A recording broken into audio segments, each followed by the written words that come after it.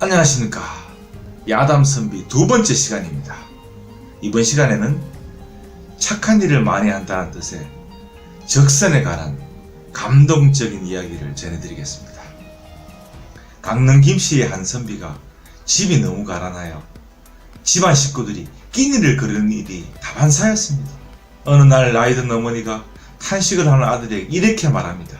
우리 집이 조상 선대에는 부자로 이름이 나고 덕을 많이 쌓아서 그 노비들이 부지기수로 많았는데 지금은 저 강 건너 마을에 흩어져 살고 있으니 네가 가면 그들에게 곡물거리라도 받아올 수 있을 것이다. 김선비는 그 즉시 어머님이 내어준 노비 문서들을 가지고 그들을 찾아갑니다. 과연 강 건너 마을에는 100여 채가 넘는 사람들이 한 마을을 이루고 살고 있었는데 모두 노비 문서에 적힌 이들의 자손이었습니다. 그 자손들은 선비가 가져온 문서를 보더니 공손히 예를 갖추어 절을 하였고 돈을 거두어 모으니 2,000냥은 좋게 넘을 돈이었습니다. 김선비는 너무나 감격하여 그 자리에서 노비 문서를 불태워 없애고 돈을 챙겨가지고 집으로 돌아오게 됩니다. 그 가난에서 해결되나요? 자, 이렇게 집으로 돌아오는 길에 강가에 이르렀을 무렵 해괴한 광경 하나가 눈에 들어옵니다. 아직 추운 겨울인데 백발의 나이든 내외와 젊은 부인 하나가 강물에 빠진 것을 서로 겨우 건져내고 대성통곡을 하고 있었던 것입니다. 이게 어찌된 일인가요? 김선비가 애처로운 나머지 그 연주를 묻자 백발의 나이든 남자가 답을 합니다. 우리 외아들이 관청에서 일을 하다가 돈을 몰래 빼돌렸는데 발각되어 갇혔습니다. 수차례 돈 갚을 기일을 어겨서 만약 내일까지 그 돈을 갚지 못하면 죽게 됩니다. 집안에는 입에 펄칠할 곡식 한 톨 남아있지 않는데 어찌 그 돈을 갚을 수 있단 말입니까? 우리 아들과 자기 남편의 죽는 꼴을 참아볼 수 없어서 서로 물에 빠져 죽겠다는 걸 이렇게 건져내고는 대성통곡을 하고 있는 겁니다. 김선비가 그 사정이 안쓰러워 묻습니다. 그 빼돌린 돈이 얼마나 되오? 2,000냥은 좋게 되옵니다. 잠시 망설이던 김선비는 지금 내가 곡물로 받아온 돈이 있는데 2,000냥은 좋게 넘을 것이오. 이 돈으로 아들부터 구해내시오. 돈보다 어찌 사람의 목숨이 앞서리오. 놀란 노부부와 젊은 아내가 큰 소리로 통곡을 하며 답을 합니다. 우리 식구들은 이 돈으로 이제 살 수가 있겠지만 장차 이 은혜를 어떻게 갚을 수가 있겠습니까? 우리 집에서 하루만 주무시고 가시지요. 따뜻한 밥상이라도 대접하는 게 도리입니다. 해가 이미 저물고 있고 집에서는 저를 기다리는 연로하신 어머님이 계시는데 한시라도 지체할 수 없습니다.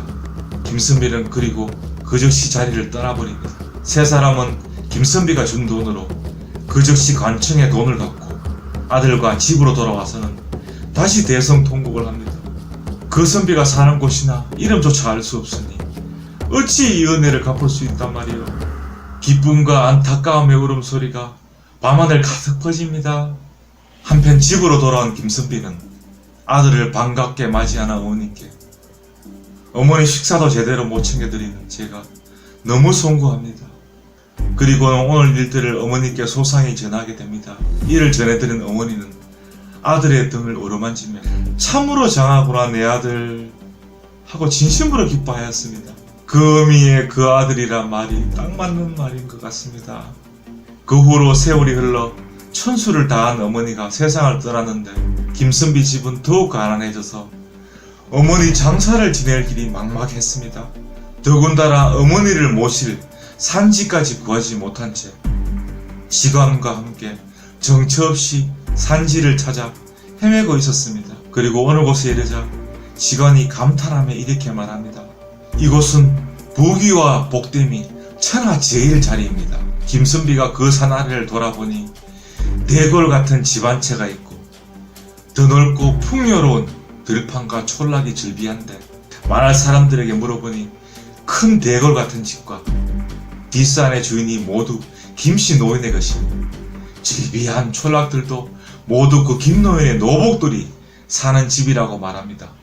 이를 듣고 낙담하여 직원에게 말합니다. 이러한 자리를 내가 어떻게 얻을 수 있겠소? 날이 저물었으니 이 집에서 하룻밤 쉬어 나갑시다. 이리하여 대궐 같은 집 사랑채에 머물게 된 김선비. 잘 차려진 저녁 밥상을 물리고 등잔불 앞에 앉은 김선비는 어머니 산지 하나를 구하지 못한 자신을 책망하며 긴 한숨만 내뱉고 있었습니다. 그런데 이때 방문이 열리며 젊은 여인이 들어오면서 김선비를 뚫어지게 쳐다보고는 방바닥에 엎드려 절을 하며 대성통곡을 하는 겁니다. 이에 놀란 김노인과 안주인이 함께 뛰어 들어오는데 김선비가 놀라서 영문을 물어보니 그 여인이 대답하기를 저희들을 기억하시는지요? 그 옛날 강가에서 죽고자 작심했던 저희들을 기억하시는지요? 그제서야 기억을 떠올린 김선비. 이런 운명적인 만남이 있었단 말입니까? 김노인 부부도 놀라서 그 자리에 주저앉고 울먹이며 그 여인이 계속 말을 이어갑니다. 선비님의 은혜를 갚을 길이 없어 그날 이후로 하루도 빠짐없이 향불을 피워놓고 선비님을 다시 만나 그 은혜를 갚을 수 있기를 천지신명께 간청하고 간청하였습니다. 김노인 부부도 울먹이며 김선비를 껴안고 대성통곡을 합니다. 밤이 다가는 줄도 모르게 그동안의 일들을 얘기하는데 김선비의 도움으로 그 남편이 관청에서 풀려난 뒤 이곳으로 이사를 오게 되었으며 농사면 농사, 장사면 장사, 하는 일마다 모두 잘 되어 이렇게 큰 부자가 되었으며 이제 남은 유일한 소원이 의대 입은 선비님을 만나는 것인데 그것도 이루어졌다. 울먹입니다.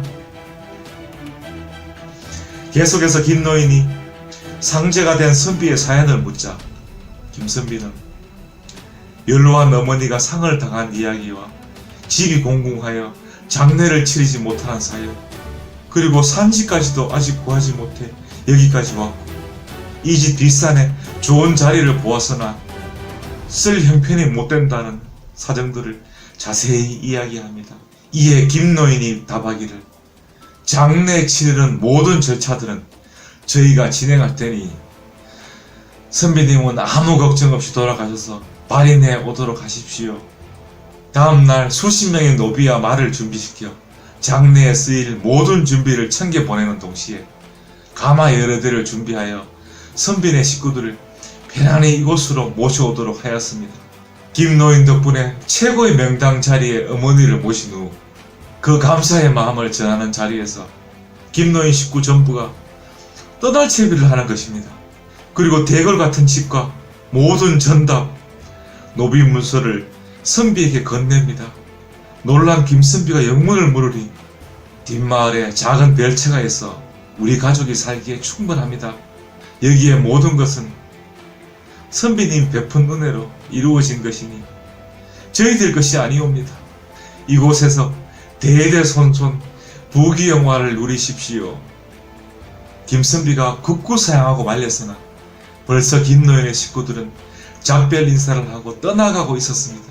그 후로 김선비의 공덕과 최고의 명당 자리 기운이 이어져 자손 대대로 부귀와 영화가 끊이지 않고 이어졌다 합니다. 이것이 요즘 말하는 상생의 참 의미가 아닐까요? 감사합니다.